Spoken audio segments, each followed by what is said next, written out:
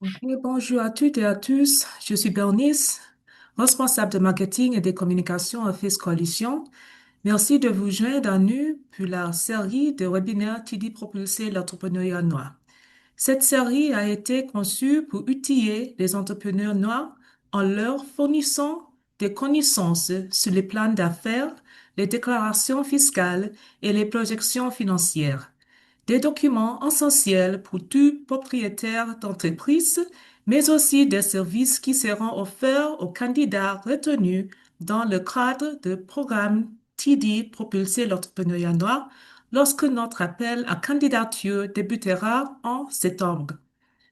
Je suis ravie d'avoir avec moi Tamara, la coordinatrice du programme, qui vous donnera plus de détails à la fin de la présentation d'aujourd'hui et qui introduira notre conférencière invité. Tamara, à toi la parole.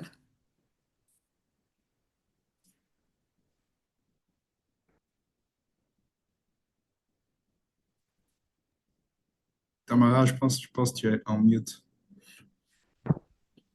Merci beaucoup, Steve. Merci, Bernie, pour l'introduction.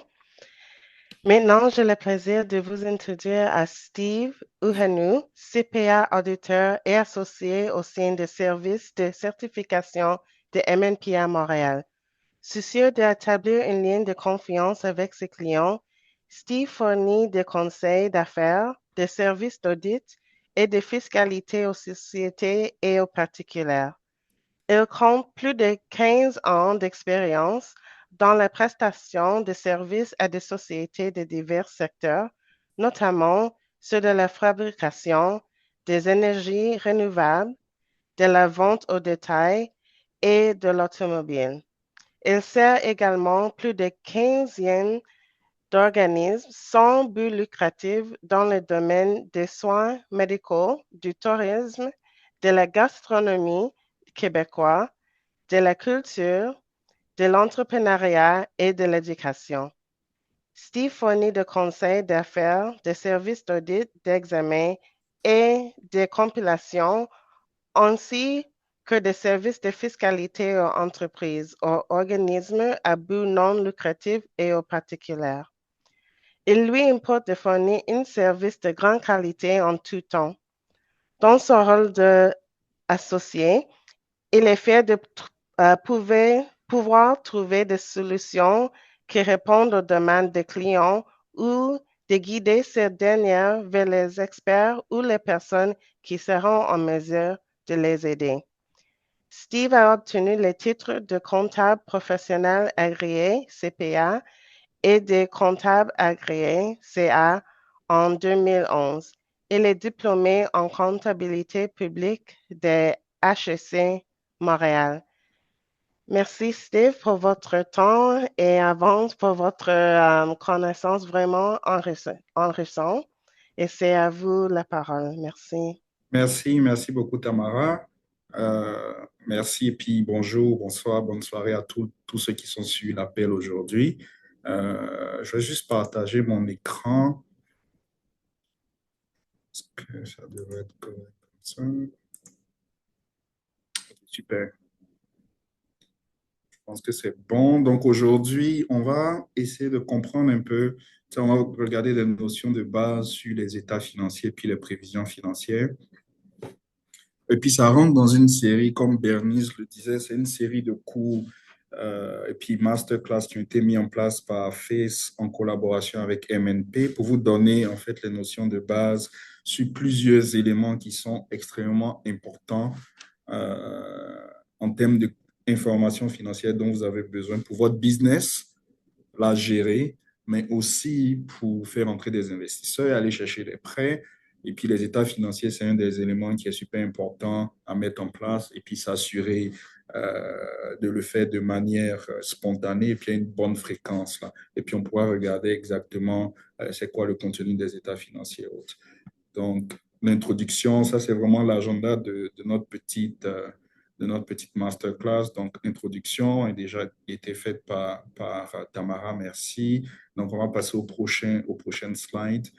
C'est pas forcément rempli, mais On vous prépare, j'espère que vous serez là la semaine prochaine parce qu'on va parler de fiscalité. Mais avant de parler de fiscalité, il faut avoir des états financiers à jour pour pouvoir les envoyer au gouvernement. Donc, on va regarder c'est quoi ça prend les états financiers, comment les interpréter. Et puis, la semaine prochaine, on pourra parler de fiscalité. Donc, je présente un peu MNP, comme Tamara l'a dit, on a une firme focus sur les PME, beaucoup de clients partout au Canada. On est quand même une large firme d'est en ouest. On a plusieurs bureaux partout au Canada, je pense 130 bureaux, 125 bureaux au Canada. Et puis, on est vraiment bien implanté au Québec. Donc, vraiment, si ça rentre dans, et puis comme Tamara et puis Bernice m'ont dit, si vous êtes sélectionné pour le programme TD, c'est sûr que vous aurez à travailler avec un expert de MNP, probablement moi avec quelques de mes collègues. Donc, c'est bon qu'on casse la classe aujourd'hui. Et puis, en plus de ça, moi, j'ai plus de 15 ans d'expérience. On a beaucoup de personnes qui ont quand même servi des clients dans plein de domaines. Et puis, on est prêt à partager l'information aux membres de la communauté. Euh, donc, avant d'établir les états financiers, il faut savoir qu'il y a plusieurs normes comptables qui existent au Canada. L'objectif ici, ce n'est pas de faire de vous des experts des normes comptables. C'est juste de savoir que, dépendamment du contexte, je comprends que la plupart d'entre vous êtes des compagnies, des startups, des compagnies en démarrage, mais c'est bon quand même de savoir c'est quoi les balises qui existent sur le marché en termes de présentation d'informations financières. Donc ici, ce qu'il y a à l'écran, c'est vraiment les différentes normes comptables qui existent au Canada. Et puis, on suit beaucoup de PME. Et puis le marché américain, c'est sûr que politiquement, en ce moment, les tarifs, la guerre de prix, tout ça, ça impacte un peu les relations canado-américaines. Cependant, euh, beaucoup de nos clients ont des opérations aux États-Unis, poursuivent une expansion aux États-Unis. Donc, c'est bon de savoir que les normes américaines existent, peuvent être appliquées au Canada aussi. Et puis, vos déclarations d'impôts peuvent être faites en fonction des normes américaines. Il n'y a pas de problème avec les autorités fiscales, là. Donc, on a les normes internationales.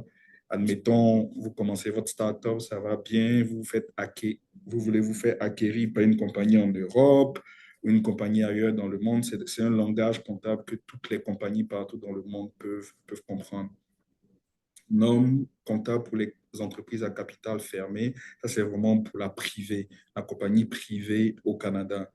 Donc, c'est vraiment petite compagnie privée ou même grande compagnie aussi. Mais ce qui est bon ici, c'est qu'on a beaucoup d'exemptions. Donc, on ne veut pas que vous, en tant qu'entrepreneur, vous ayez à présenter beaucoup d'informations financières dans vos états financiers. Gardez ce niveau de confidentialité aussi, tout en ayant un langage uniforme pour toutes les compagnies qui présentent des états financiers. Aussi, il y a des organismes à but non lucratif, des organismes à but non lucratif, des normes bien spécifiques pour les organismes à but non lucratif. Si vous avez des questions sur différents types de normes, là, je pourrais rentrer plus en détail là-dedans, mais l'objectif ici, c'était vraiment de vous donner une connaissance vraiment de base, savoir que les normes existaient, et puis c'est un langage commun pour les investisseurs et puis pour les parties prenantes dans les différentes industries.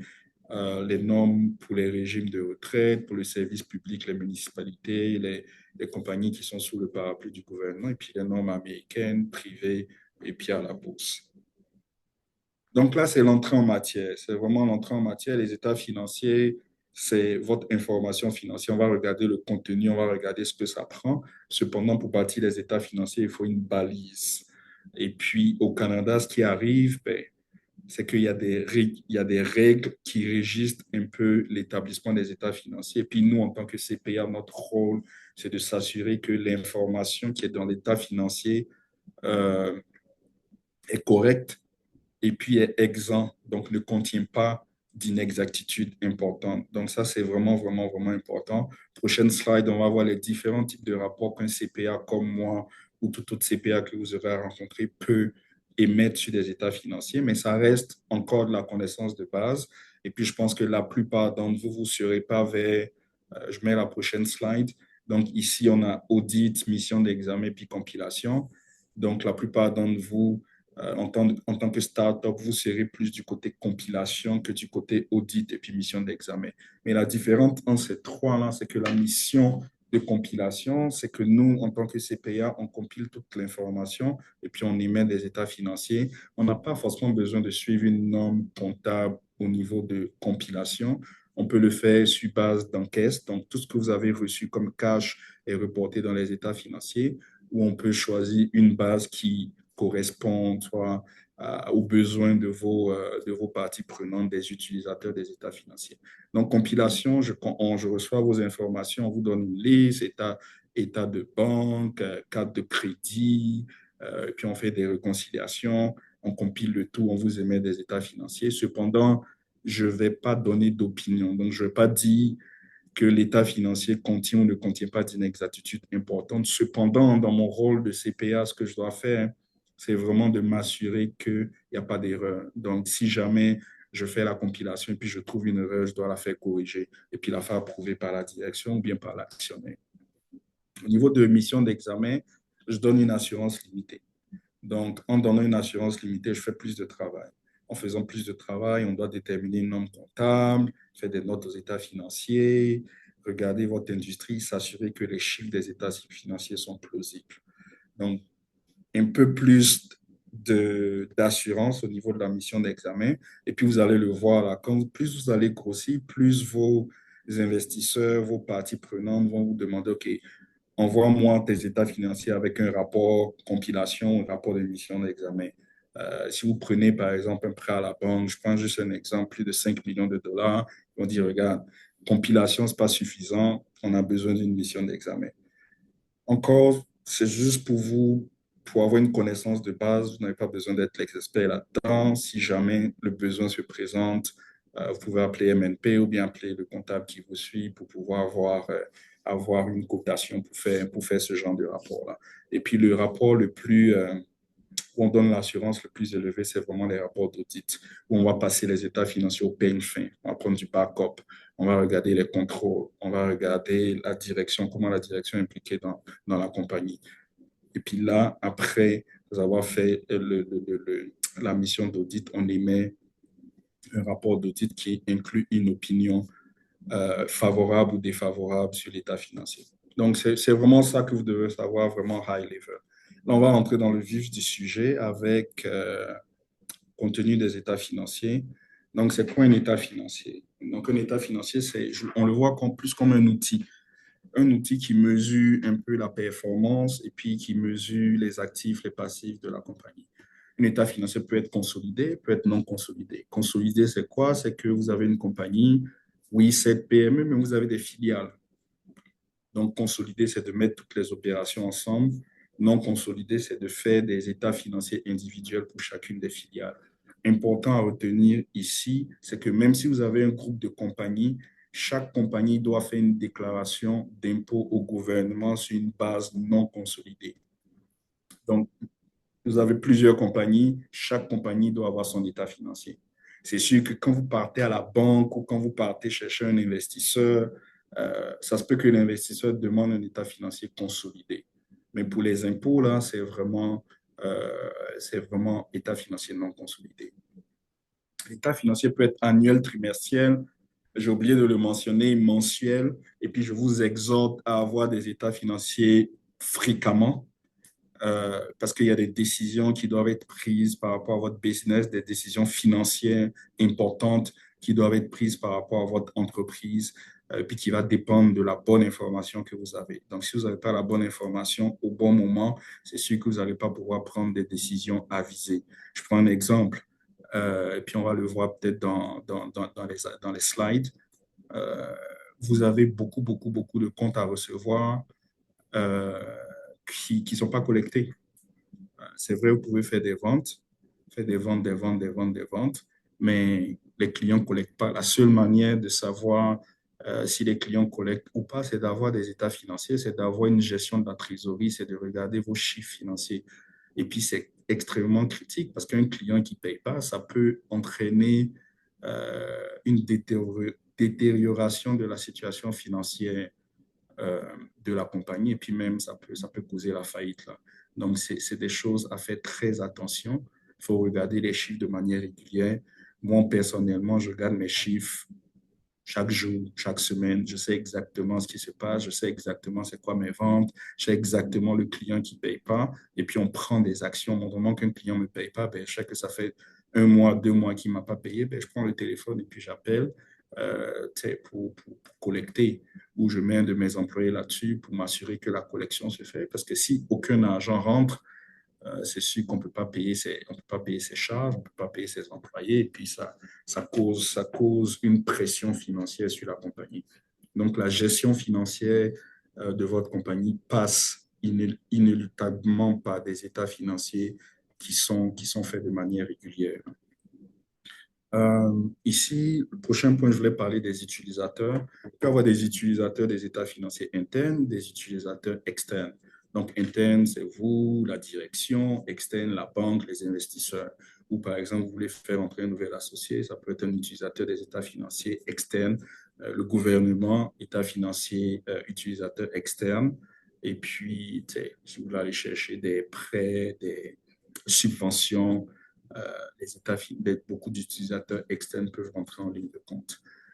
Historique versus projection. L'état financier se veut un outil qui mesure le passé, donc des transactions qui sont déjà arrivées. Puis je pense que les semaines d'avant, dans ce même programme, on a parlé de budget, de projection, de plan d'affaires. Donc ça mesure le futur. Et puis aujourd'hui, on parlera un peu des projections, mais dans le cadre des états financiers, c'est vraiment l'historique, c'est vraiment comment la compagnie s'est comportée dans le passé. Mais ça peut être un passé proche, ça peut être un passé lointain, mais c'est sûr que, je répète encore mon message, assurer d'avoir l'information au bon moment. Donc, le plus fréquemment que vous pouvez avoir des états financiers bâtis, le mieux ça sera pour votre gestion financière. Donc, la structure des états financiers ressemble à ça. On a ce qu'on appelle un état de la situation financière, ou bien plus communément appelé le bilan. Le bilan, c'est vraiment, on va le voir, c'est une photo à un moment donné dans l'année. On a l'état des résultats qui montre un peu l'évolution, la performance, les revenus moins les dépenses. On a l'état des flux de trésorerie qui montre un peu le cash. Donc, souvent, on a des dépenses qui sont des dépenses qui ne sont pas sorties de la compagnie, qui sont des dépenses comptables. Donc, l'état de flux de trésorerie vient normaliser un peu l'état des résultats pour montrer vraiment ce qui est généré comme cash de l'entreprise. Et puis, l'état des capitaux propres, c'est vraiment votre équité. Qu'est-ce que vous avez mis dans la compagnie? C'est quoi la valeur comptable de votre compagnie? Si vous voulez la vendre aujourd'hui, là, ça sera vraiment le bas de la fourchette, ça sera l'état des capitaux propres. Mais c'est sûr que votre compagnie va valoir plus que la valeur comptable, là. Et puis, il y a des notes aux états financiers qu'on documente aussi. OK, le bilan, l'état de la situation financière. Donc, le bilan est structuré en 3 sections. On a les actifs. Les actifs, dans le fond, c'est toutes les ressources que vous contrôlez. Donc, les ressources que vous contrôlez, que la société contrôle, qui sont du fait d'événements passés dont elle attend des avantages économiques futurs. Je prends un exemple facile, compte à recevoir. Compte à recevoir, c'est quoi? Vous avez vendu votre produit, vous avez vendu votre service, et puis votre client doit vous payer de l'argent. Donc, vous contrôlez le compte à recevoir. Donc, c'est vous qui avez fait le contrat, c'est votre signature qui est sur le contrat de vente ou le contrat de service. En plus de ça, le compte à recevoir, c'est de l'argent qui va rentrer dans la compagnie. Donc, c'est ça un peu la définition d'un actif. On peut avoir plusieurs types d'actifs. Des actifs à long terme. Un compte à recevoir, c'est un actif à long terme. Mais par exemple, et à court terme plutôt. Compte à recevoir, c'est un actif à court terme, excusez. Et puis, on peut avoir des actifs à long terme. Un actif à long terme, par exemple, ça peut être votre équipement, votre bâtiment que vous allez utiliser pour plus qu'une année. Donc, dans le bilan ou l'état de la situation financière, donc l'image a une date précise. Vous avez des passifs. Les passifs, c'est des obligations aussi qui sont relatifs à des faits passés, mais pour lesquels vous allez avoir soit rendre un service ou vous allez devoir régler via vos ressources la sortie du cash. Obligation, un exemple, la dette. Vous prenez une dette avec la banque, vous devez payer des intérêts, vous devez payer du capital. Donc ça, c'est un passif. qui va dans vos états financiers. Un autre type d'obligation, les comptes à payer. Vous avez reçu un service d'un fournisseur, vous avez envoyé la facture, vous n'avez pas encore payé la facture, ben, vous devez sortir de l'argent, c'est une obligation. Donc ici aussi, il y a la même affaire. Long terme, court terme, et puis ça dépend de quand l'obligation est due. Si l'obligation est due en dedans de 12 mois, c'est court terme. Si l'obligation est due en dedans de plus que 12 mois, c'est du long terme. Capitaux propres. Capitaux propres, on dit ici, c'est les droits résiduels dans les actifs de la société après déduction des passifs. Simplement, là, on prend le total des actifs moins le total des passifs. Donc, si aujourd'hui, vous fermez la compagnie, on ferme tout, on arrête tout, qu'est-ce qui revient à l'actionnaire? C'est vraiment ça, les capitaux propres. Donc, vous allez encaisser tout ce qui vient de vos actifs, vous allez payer vos obligations et puis le reliquat, c'est vos capitaux propres. C'est vraiment la valeur de la compagnie, mais la valeur comptable, c'est important. Donc là, pour revenir, ce qu'il faut retenir, actifs, passifs, capitaux propres, il y a un lien entre tous ces éléments-là qu'on va voir, et puis il faut les analyser vraiment fréquemment. Et puis aussi, important, le bilan ou l'état de la situation financière, ça a une date précise. Donc, si vous regardez vos états financiers à chaque mois, vous allez avoir un bilan à chaque mois. Si vous les regardez trimestriellement, c'est un bilan trimestriel. Si vous les regardez annuellement, c'est un bilan annuel. Fait qu'on va regarder un peu en prochaine slide à quoi ressemble un vrai état financier, état de la situation financière. Donc ici, on le regarde, on voit des actifs. Donc là, on l'encaisse, c'est vraiment la trésorerie. Débiteur, c'est ce que j'ai appelé les comptes clients. Vous vendez et puis vous devez recevoir de l'argent du client. Les stocks, c'est l'inventaire. L'inventaire, vous achetez, vous vendez à rendre. Vous vendez un certain type de produit. C'est les produits qui sont destinés à la vente, c'est votre inventaire. Ça rentre dans l'actif court terme. Actif long terme, immobilisation corporelle, donc ça peut être les bâtiments, les équipements, les voitures, tout ce que vous allez utiliser pour plus qu'un an, c'est vraiment vos actifs à long terme. Si j'ai mis goodwill, mais on ne le voit pas souvent en termes de start-up, mais le goodwill, c'est vraiment la valeur résiduelle du prix de vente d'une compagnie. Donc, s'il y a une transaction, je ne vais pas forcément vous embêter avec les détails techniques, là, mais vu que c'est là, je vais l'expliquer.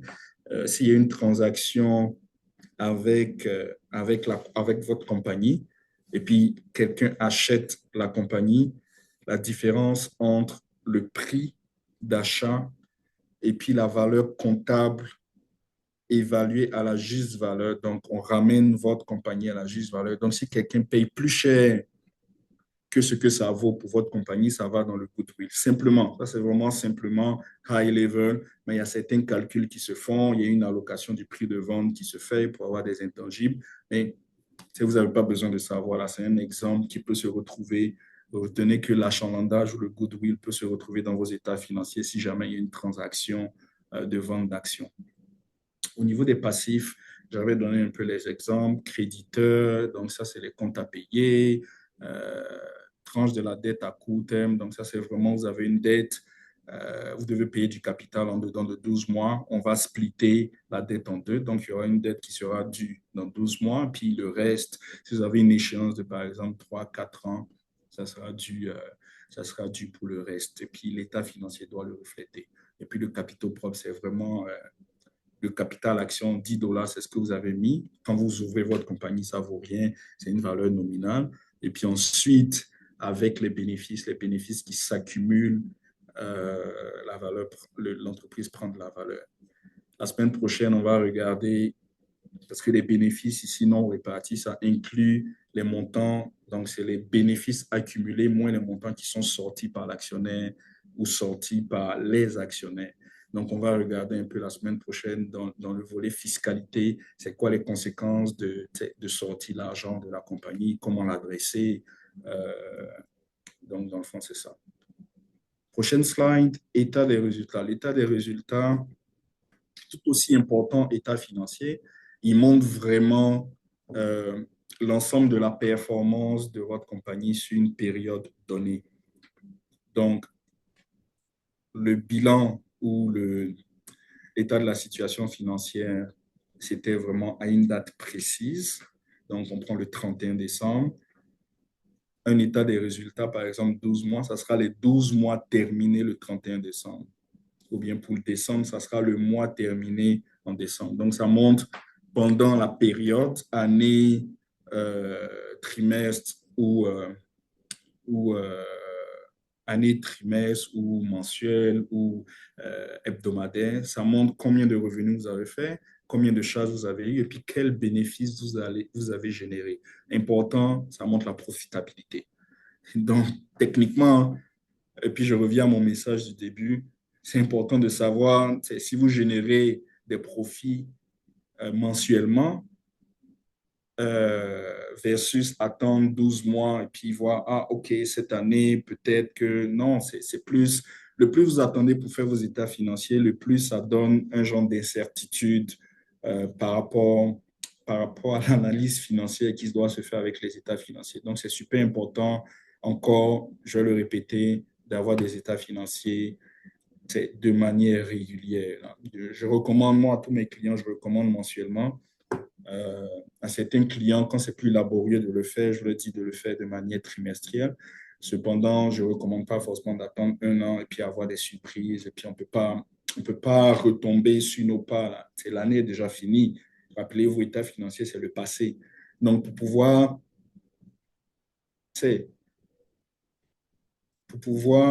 apprendre des leçons du passé, c'est bon, un mois n'a pas bien été, ben, je vais mettre des stratégies en place pour pouvoir redresser la balance. Voilà, et puis tout ça, ça vient en lien aussi avec ce qu'on avait discuté, mes collègues Ben et Bidia avaient discuté au niveau du plan d'affaires. Vous faites un plan d'affaires et puis vous les élaborez, le plan d'affaires. Mais comment mesurer l'efficacité? Comment mesurer que le plan d'affaires est, comment dirais-je, est en lien, est sans ligne avec la réalité, c'est vos états financiers. Donc, vos états financiers vont permettre de vous regarder dans le miroir, ou la compagnie de se regarder dans le miroir et puis de dire, OK, regarde, est-ce que j'élabore de manière efficace ma vision, mon plan d'affaires? Et puis, comme on l'a dit dans les sessions précédentes, le plan d'affaires, ce n'est pas quelque chose qui est figé dans le béton. Hein. C'est quelque chose qui peut bouger. Vous pouvez vous adapter, vous pouvez prendre des décisions. Et puis, l'état financier, c'est un outil important pour prendre des décisions, pour revoir son plan d'affaires, pour revoir sa vision, pour s'adapter à votre marché, pour s'adapter à votre industrie, et puis pour vous permettre d'être des entrepreneurs à succès. Prochaine slide, c'est de vous montrer un peu à quoi ça ressemble un état des résultats. Ce qu'on fait, c'est standard ça là, mais ça peut se présenter de manière différente. Ici, on essaie de mettre les éléments fixes et variables ensemble. Qu'est-ce que j'appelle éléments fixes et variables? Si vous regardez en haut, au top de la slide, là, vous avez les ventes. Les ventes, ça varie en fonction du nombre de produits, ça varie en fonction du nombre de services que vous vendez. Le coût des ventes, par exemple, si vous avez de la main-d'œuvre, des gens qui vont exécuter le service, ou si vous avez des produits que vous vendez, on s'entend que votre coût va varier en fonction du nombre de ventes que vous avez. Donc, ce qu'on essaie de mesurer ici, c'est la marge bénéficiaire brute avec les deux montants. Donc, vos ventes moins votre coût des marchandises vendues. La marge bénéficiaire, ça fait quoi? À quoi ça sert? Ça vous sert à vous comparer à l'industrie. Déjà voir est-ce que c'est comment vous performez. C'est pour chaque dollar de stock d'inventaire que vous achetez, vous êtes capable de le vendre à 2 dollars. Mais si la compétition est capable de le vendre à 3 dollars, peut-être qu'il y a un volet performance que vous ne faites pas forcément bien. Donc, c'est à revoir votre stratégie de mise en marché, votre stratégie de pénétration du marché. Donc, c'est un élément puissant de mesure de la performance. Et puis, en bas, comme on appelle, en bas de la ligne de la marge brute, on a toutes les dépenses qui sont plus ou moins fixes. Là. Frais de bureau, amortissement, on en parlera, mais frais de bureau, entretien, assurance, salaire, c'est des trucs qui sont fixes. Mais montrement que quand les compagnies sont en start-up, oui, vous pouvez être à perte au début, mais il faut s'assurer que vous produisez un produit qui est profitable au niveau de la marge sur coût variable. Parce que si le produit n'est pas profitable, au niveau de la marge du coût variable, ben, c'est sûr que on se retrouve à perte et puis on ne va jamais rattraper, rattraper au niveau performance. Mais si vous commencez à perdre au niveau de la marge du coût variable, mais vous mettez en place des éléments qui vous permettent par produit vendu de générer du profit, on s'entend que c'est juste une affaire de volume pour avoir une profitabilité dans le futur. Donc, il y a moyen de faire une stratégie par rapport à ça. Et puis, il y a moyen de se reconforter par rapport à son business plan quand on regarde la marge du coût variable. Donc, ici, le 5775 versus 5225. Puis, les coûts fixes aussi sont à regarder parce qu'on veut être profitable et puis on veut, comment dirais-je, on veut maîtriser ses coûts. On ne veut pas payer trop cher. On veut s'assurer de maîtriser ses coûts pour avoir une bonne profitabilité. Donc, c'est super important ça aussi. L'amortissement, on va parler dans l'autre slide, mais juste l'amortissement, c'est quoi? C'est quand vous avez des équipements dans vos livres comptables. Les normes comptables, ce que ça veut, c'est que vous d'évaluer l'équipement au fur et à mesure que vous l'utilisez. Donc, un équipement, une voiture, vous allez déterminer c'est quoi sa durée de vie utile. Ça peut être 5 ans, ça peut être 10 ans, mais il faut que ce soit raisonnable. Right? Donc là, admettons, c'est 10 ans, vous avez une voiture de 100 000, ben, à chaque année, les normes comptables vont vouloir que vous passiez une charge de 10 000 pour refléter l'usure de la voiture, l'utilisation de la voiture tout au long de sa durée de vie. Ce qui est important, les 10 000, ce n'est pas de l'argent qui est sorti, c'est vraiment pour refléter l'utilisation. Donc, au niveau comptable, on parle de ce qu'on appelle comptabilité d'exercice. Donc, on veut refléter toutes les charges, cash ou non cash, que l'entreprise a encouru pendant son exercice financier. Donc, le film pendant une période. Donc, c'est important, on va le revoir plus tard dans la présentation. Et puis ici, ça, c'est l'état des variations des capitaux propres. Donc, ça, c'est vraiment la valeur de la compagnie, donc les passifs, les actifs moins les passifs. Donc ici, là, on voit qu'au début de l'exercice, on avait 4 570. Il y a eu des bénéfices. Donc, les bénéfices se sont accumulés. Et puis là, il y a des dividendes. Là. Ça, la semaine prochaine, on en parlera. Il y a des dividendes de 150 000. Donc là, je vais m'avancer un peu au niveau fiscalité. Là. Le risque ici, là, au niveau fiscal, c'est de sortir tout le bénéfice net de la compagnie. Parce que dans la compagnie, on paye un taux de entre 26% et puis 13%. Si on sort tout le bénéfice net et puis on est imposé aux grosses tranches au personnel, ben le dividende, il se retrouve imposé au personnel à la plus haute tranche au Québec à 53% et puis dans d'autres provinces, 48, 49, c'est beaucoup d'impôts. Là. Donc, il y a des stratégies à mettre en place fiscalement pour s'assurer de garder le plus dans la compagnie, profiter du taux d'impôt qui est quand même différent, qui est quand même beaucoup plus faible au niveau de la compagnie, réinvestir l'argent dans la compagnie et puis grossir votre compagnie au fur et à mesure que vous gardez vos profits dans la compagnie. Et puis, ça donne beaucoup plus de valeur. Là. Si quelqu'un veut vous racheter, il va devoir racheter tous ses profits accumulés là, avec une prime là, en plus.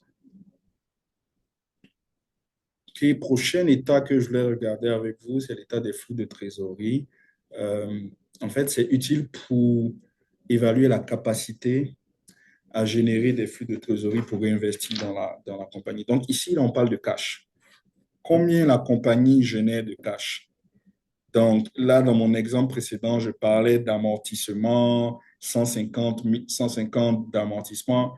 Au niveau du cash flow, on n'en tient pas compte là. On doit le normaliser parce qu'on veut voir vraiment, on ne veut pas les charges comptables seulement. Là. On veut du cash. Qu'est-ce qui a été rentré comme revenu cash? Qu'est-ce qui est sorti comme dépense? Et puis on le split par activité d'exploitation, activité de financement et puis activité d'investissement. Donc c'est vraiment le cash flow.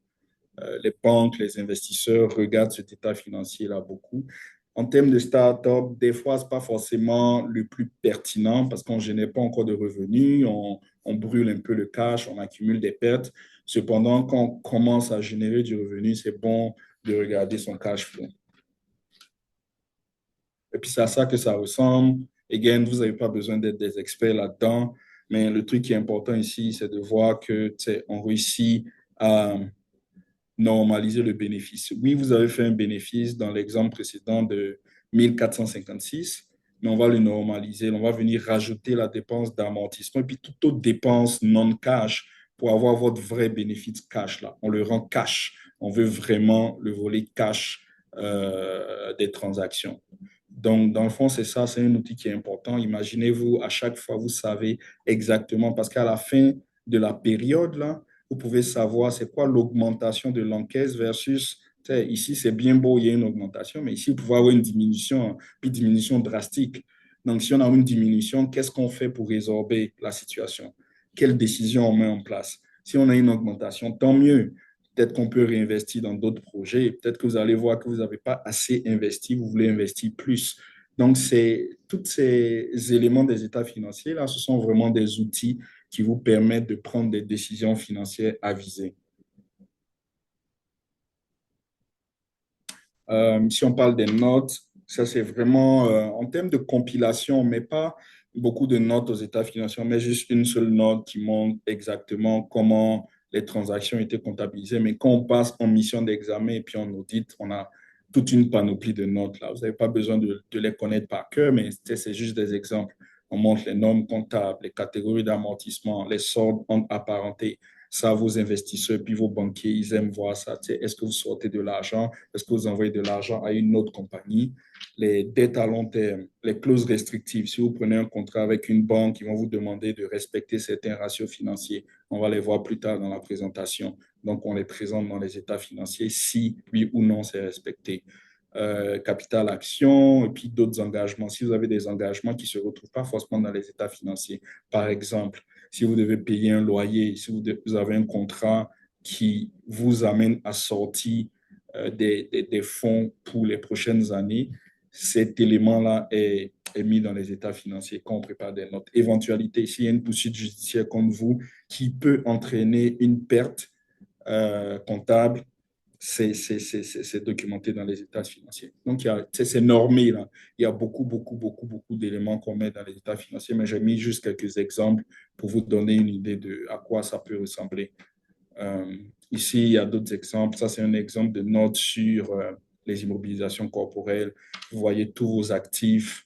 On voit le coût, l'amortissement cumulé. Donc, ça, c'est l'amortissement depuis l'achat de l'immobilisation corporelle jusqu'à la date précise d'établissement des états financiers. Euh, Ici, capital action, on montre vraiment c'est quoi le type d'action qui est mis. Ça, c'est important pour prendre des décisions. Si vous voulez faire entrer un autre investisseur, la banque aussi regarde c'est quoi que vous avez investi dans la compagnie comme capital action. Donc ça, c'est vraiment, on est passé au travers de l'état financier. Donc, comme je disais au début, l'état financier, c'est un outil. C'est vraiment un outil que vous devrez utiliser à bon escient. Et puis, une manière de l'utiliser, oui, c'est de l'interpréter froidement, comme on l'a regardé, bilan, état des résultats, état des flux de trésorerie. Mais aussi, il y a une manière aussi puissante de l'interpréter qui est analyser vos ratios financiers. Là, j'ai mis quelques exemples. Regardez la liquidité. Ça, c'est extrêmement important. Regardez la productivité, le levier financier. Le levier financier, c'est vraiment à quel niveau vous êtes endetté. Est-ce que vous êtes trop endetté? Vous n'êtes pas assez endetté? Je vais vous donner un exemple palpable de levier financier. J'avais un client à moi, pas beaucoup de dettes, là, 0,000 dettes. Donc là, à chaque fois, il partait voir la banque ne pouvait pas le financer parce qu'il dit, regarde, tu n'as pas besoin de cash, il n'y a pas de dette. Puis la dette, pas mauvais en tant que telle. Mais lui, là, il a vendu sa compagnie et puis il y avait près de 7, 8 dizaines d'acheteurs à la porte. Ce que les acheteurs ont fait avec la compagnie, là, vu qu'il n'y avait pas de dette, ils ont pris de la dette avec la banque, ils ont endetté la compagnie pour acheter les actions auprès de mon client. Et puis en plus de ça, il restait encore de l'espace là. Donc, oui, la dette, c'est pas mauvais, mais il faut juste faire attention et puis ça se mesure. Euh, donc, on va regarder quelques ratios. On va regarder quelques ratios importants. J'ai mis le premier, la liquidité. La liquidité, c'est super important. Je ne vais pas m'arrêter de le répéter. Euh, de beaux clients, belles business qui se retrouvent à faire faillite parce que la gestion de liquidité, c'est pas bien faite là. Puis je vais redonner mon exemple. Vous avez des comptes à recevoir, vendre. Et puis vous, ben, je ne sais pas quel type d'industrie, mais on pourra regarder si vous avez des questions sur votre industrie en particulier. Mais souvent, si vous faites affaire avec de gros clients, les délais de recouvrement de votre cash peuvent être longs. Right? Et puis, comment savoir que le délai est long? C'est de faire un calcul comme ça. Là, vous regardez tout ce que vous avez comme cash plus compte client. Right? Vous divisez par les passifs à court terme, donc ce que vous devez payer à vos fournisseurs. Et puis, si ce ratio-là se trouve en bas de 1, pas bon. Pas bon du tout. Ce que ça veut dire, c'est que vous n'avez pas assez d'actifs à court terme pour, pour payer vos passifs. Ça peut être une indication de mauvaise performance financière. Vous pouvez avoir un bon ratio. D'habitude, on veut que ce ratio soit au-dessus de 1,2, 1,3. Vous pouvez avoir même 2. Mais la plupart de vos comptes clients, c'est des comptes clients qui sont vieux, 120 jours, 180 jours, 200 jours. Mais vos passifs à court terme, vous devez les payer en 30, 60 jours. Les fournisseurs vous appellent, OK, paye-moi. Si l'argent ne rentre pas, hein, vous vous retrouvez dans une situation où vous êtes pris par la gorge et puis vous pouvez faire faillite là. Fait que ce qui arrive, il faut prendre des décisions. Une décision qui peut être prise à ce niveau-là, c'est d'aller voir la banque, aller voir Face, aller voir toutes les banques ou les organismes qui financent des startups ou des PME. Puis vous regardez, regardez mon bilan, je peux mettre en garantie mes comptes à recevoir, mes stocks, et puis ils vous donnent, ils vont vous prêter, baqués par vos actifs. Là. Même si les actifs ne sont pas liquides, ils savent que c'est des actifs qui vont être encaissés tôt ou tard. Donc, ça vous donne un peu un coussin pour pouvoir gérer votre fonds de roulement, donc gérer vos actifs et puis vos passifs à court terme. Donc, c'est important d'analyser les états financiers et puis de les comprendre, de comprendre les différents liens entre les postes. Là. Si j'ai mis le levier, j'en parlais tout à l'heure, c'est le total de la dette divisé par le total de l'actif. Donc, plus ce ratio est élevé, plus vous êtes endetté. Donc, c'est vraiment de faire attention de ne pas arriver. La dette n'est pas mauvaise, mais ne pas arriver à des niveaux de surendettement. Quand on arrive à des niveaux de surendettement, et puis on le voit beaucoup dans l'industrie de l'immobilier, quand on est trop surendetté, montrement qu'il y a un changement de taux d'intérêt ou il y a un changement dans l'économie, on se retrouve dans des situations financières qui sont très précaires. Regardez aussi le ratio de couverture des charges fixes. Ça, il y a beaucoup de banques qui le regardent. Ça, ici, c'est pour mesurer, en fait, on prend votre bénéfice, BAII, là, c'est bénéfice avant intérêt et impôts. Okay, pourquoi on fait ça? C'est qu'on ne veut pas vous pénaliser avec de l'intérêt, parce qu'on veut mesurer si vous pouvez rembourser l'intérêt et les charges fixes. Et puis, on ne peut pas vous pénaliser avec l'impôt. On veut voir vraiment combien de cash est généré par la compagnie. Right? Et puis, on le divise par les charges fixes et puis les charges d'intérêt. Évidemment, ce ratio-là doit être au-dessus de 1, parce que si ce n'est pas au-dessus de 1, ça veut dire que vous ne pouvez pas rembourser, vous ne pouvez pas assumer vos charges fixes et puis votre charge d'intérêt. Donc, c'est une indication de précarité financière. Si c'est au-dessus de 1, 2, 3, ça va bien, on génère assez de profit pour pouvoir rembourser ses charges fixes et puis ses charges d'intérêt. Et puis, on a des ratios de rentabilité. La marge brute, on en a parlé. Marge d'exploitation, vous pouvez regarder votre bénéfice d'exploitation sur vos ventes. Ça vous donne un peu, à chaque dollar de vente, combien de bénéfices je générais. Donc, ce que vous faites avec ça, ce n'est pas juste, c'est de regarder par rapport à votre business plan, votre plan d'affaires, comment ça se compare par rapport à l'industrie, comment vous performez par rapport à votre industrie, et puis qu'est-ce que vous allez mettre en mesure pour pouvoir améliorer, pour pouvoir continuer la situation. Ratio de rendement de l'actif, bénéfice avant impôt divisé par actif. Ça, c'est vraiment à chaque dollar d'actif, combien de bénéfices je générais. C'est vraiment un ensemble. Vous n'êtes pas obligé d'utiliser toutes, mais je vous dirais les trois premiers, là, c'est clé. C'est clé.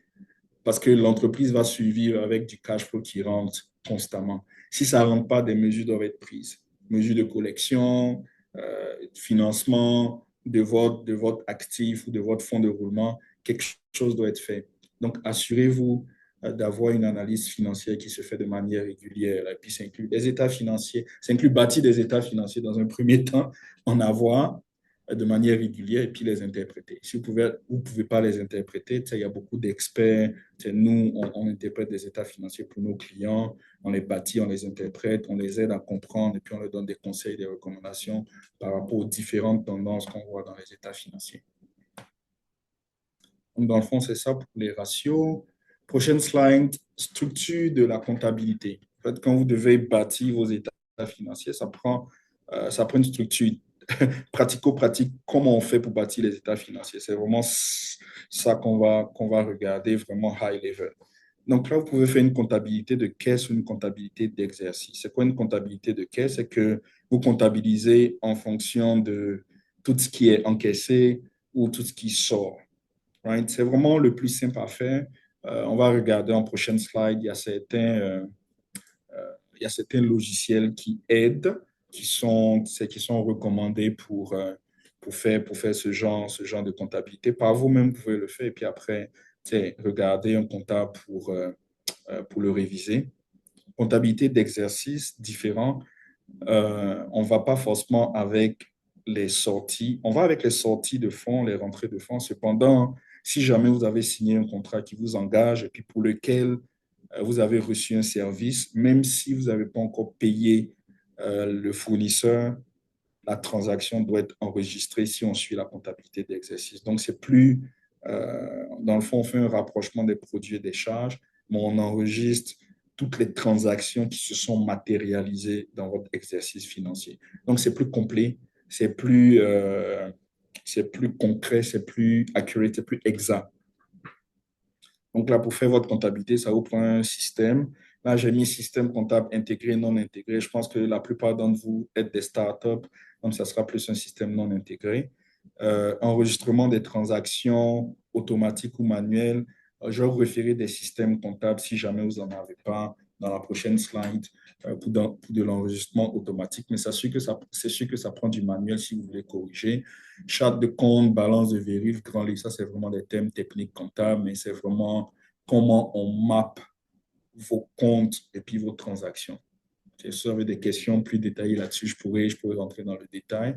Et puis ensuite, les normes comptables. Fait que tout ça, c'est vraiment votre site comptable. Et puis nous, quand on veut vous aider à bâtir vos états financiers, on va passer au travers de tous ces éléments. On aura des listes de questions qu'on va vous poser. Je pense que dans le cadre du programme TD, juste je m'avance un peu, Tamara, mais dans le cadre du programme TD, c'est sûr que certains d'entre vous vont être sélectionnés pour bâtir des états financiers puis faire des déclarations d'impôts.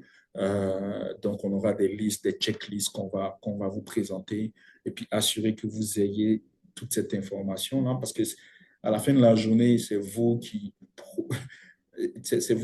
nous donnez l'information pour pouvoir faire l'état financier. Donc, nous, on s'assure de vous encadrer correctement, s'assurer que vous avez les bonnes balises. Vous nous donnez l'information, c'est notre expertise là. Nous, on va mettre en place les procédures nécessaires pour avoir un état financier qui se tient. Exemple de système comptable. Donc, QuickBooks en ligne, ça, c'est vraiment bonne réputation. By the way, MNP a une entente avec QuickBooks pour s'assurer que c'est un service à la clientèle rapide. Et puis, on travaille beaucoup aussi avec le logiciel QuickBooks. On leur donne beaucoup d'insights, beaucoup d'informations pour améliorer la plateforme. On travaille beaucoup avec QuickBooks. J'ai beaucoup de clients sur QuickBooks. Xero, Vague, Sage, Odoo, les frais. C'est tous des systèmes comptables qui sont bon marché et puis qui vous permettent d'avoir quand même une base. C'est sûr que ça prend un petit training, mais c'est user-friendly et puis c'est facile à exploiter. C'est ça pour les références de systèmes comptables. Là, on a fini les états financiers. On va passer à la portion projection financière. Donc là, oui, on a eu les états financiers. C'est bon. Là, on veut regarder dans le futur. Donc, pour regarder dans le futur, ça prend des projections financières. Donc, votre business plan, votre plan d'affaires inclut des projections financières à la base. Sinon, ça n'a pas vraiment de valeur intrinsèque pour un potentiel lecteur de votre business plan. Donc, comment on fait des projections financières? Ou c'est quoi les projections financières? Les composantes clés des projections financières, vraiment les revenus et les dépenses. On veut le plus que ça se rapproche de la réalité. C'est sûr que c'est plus difficile à faire, c'est un gros challenge pour des compagnies en démarrage. Donc, c'est difficile à évaluer. Il faut rester conservateur, pas trop optimiste, parce que moindrement que c'est trop optimiste, quelqu'un qui dit il va faire, alors, la première année, il va faire une augmentation de 300%, 400% d'augmentation des revenus. Et puis l'industrie a peut-être 4-5%, ça se questionne. C'est quoi qui va faire que toi en particulier, tu pourras faire 400? C'est quoi les balises? Tu t'es basé sur quoi? C'est quoi tes hypothèses? Donc, il faut que ça se rapproche le plus de la réalité. Et puis, pour des compagnies qui sont déjà en opération, l'état financier, c'est une bonne base pour vous montrer comment vos chiffres évoluent de manière historique et puis comment ils évolueront dans le futur. Donc, ça vous aide à avoir de bonnes prévisions. Donc, le passé peut être garant du futur, mais peut-être que vous avez évolué à 10-15% par année dans le passé, mais vous venez de signer un contrat qui va faire augmenter votre revenu double. C'est des informations à mettre textuellement dans vos prévisions financières. Donc, celui qui lit les prévisions financières, le plus elles se rapprochent de la réalité, le plus elles ont de la valeur, le plus on accorde de la crédibilité aux prévisions financières. Regardez votre industrie, ne pas venir avec forcément un taux d'augmentation qui est trop surréaliste, ça enlève de la crédibilité. Donc, au niveau des coûts aussi, il faut vraiment faire la distinction entre les coûts fixes et les coûts variables. S'assurer de regarder votre industrie, regarder les hypothèses. Les hypothèses doivent être le plus réelles possible. Je vais le répéter, au niveau des prévisions financières, j'en audite beaucoup. Et puis, la plupart du temps, le monde est beaucoup plus optimiste que ce que ça en est. Donc, il faut les amender, il faut recorriger les hypothèses. Donc, déjà, si vous l'avez du premier coup, ça sera déjà une valeur ajoutée. Ça va montrer la compétence, ça va montrer le sérieux de la direction par rapport aux projections financières. Donc, c'est les éléments clés. Donc, on a dit les dépenses, les revenus, mais aussi le cash flow.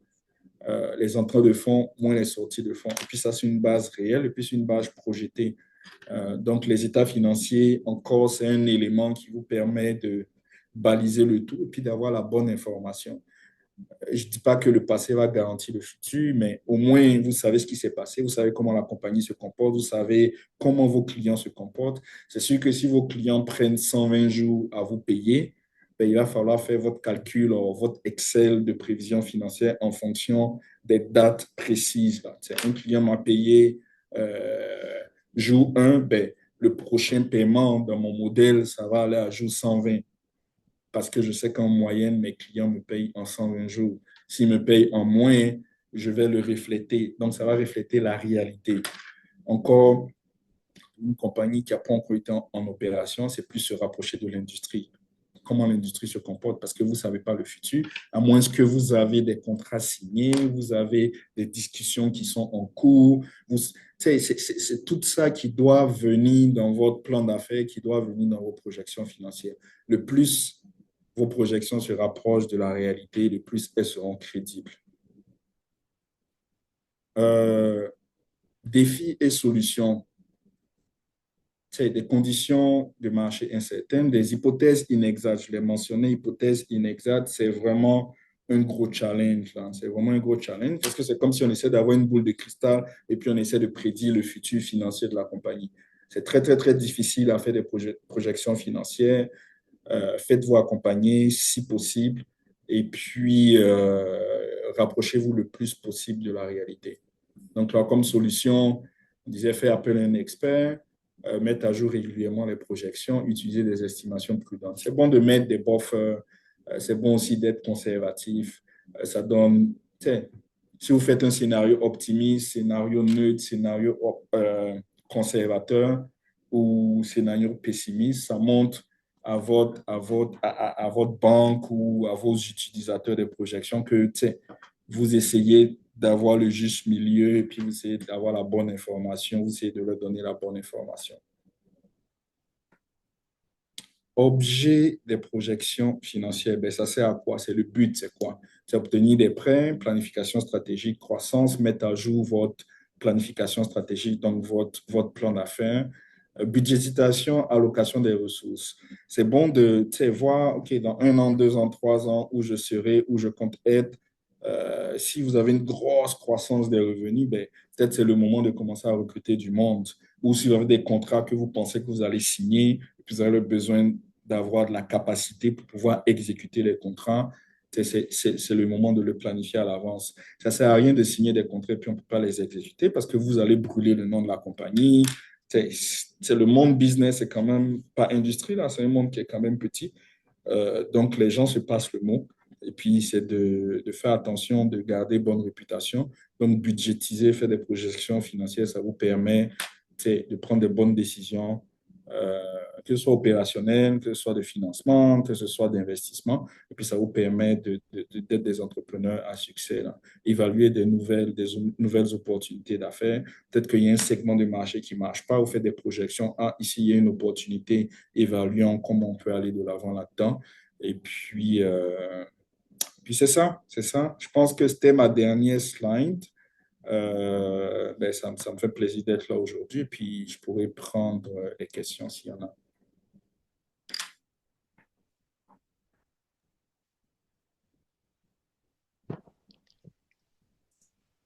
Merci, Steve, pour la présentation. À Merci. ce moment, il n'y a pas de questions dans notre chat ou notre boîte de Q&A, mais je ne sais pas s'il y a des C'était questions. trop clair. C'était trop Oui, oui, c'est ça. clair.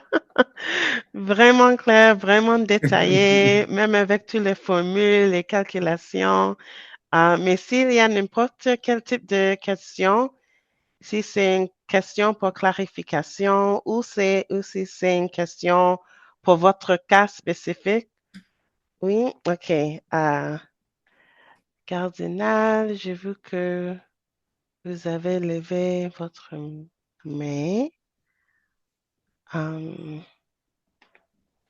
OK. S'il vous plaît, vas-y, soyez à l'aise, vous pouvez poser votre question. Je pense qu'on n'a pas un gros groupe, fait que là, moi, je suis ouvert. On a encore un peu de Mhm, temps, même c'est si c'est une ça. question qui n'est pas relative aux états financiers, fiscalité, peu importe. OK, On pourra prendre le temps de répondre d'accord, à quelques questions, hein. d'accord. Même si c'est en vivre voix. OK, Cardinal, est-ce que vous pouvez écrire votre question dans le chat ou les boîtes de Q&A, s'il vous plaît?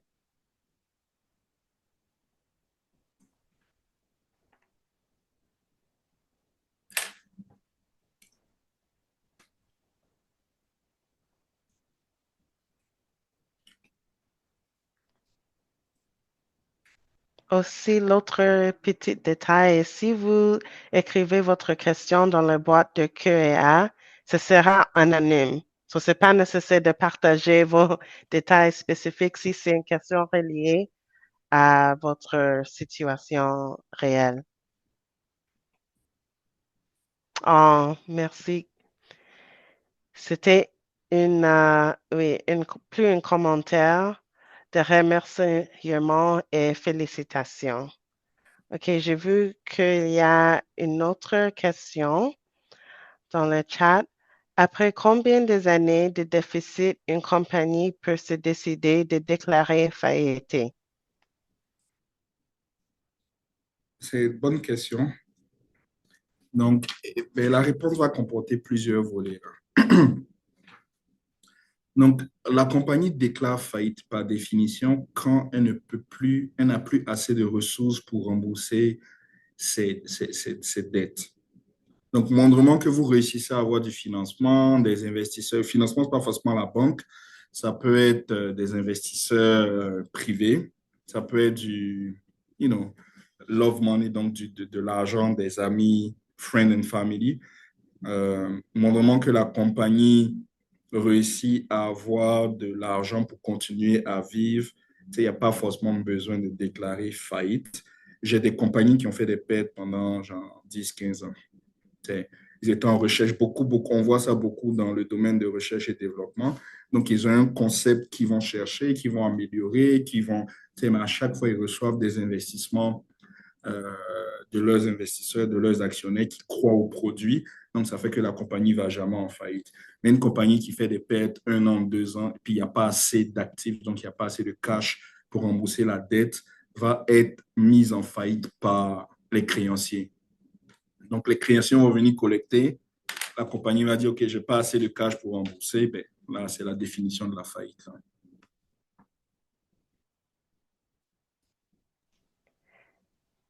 Merci, Steve. Est-ce qu'il y a d'autres questions?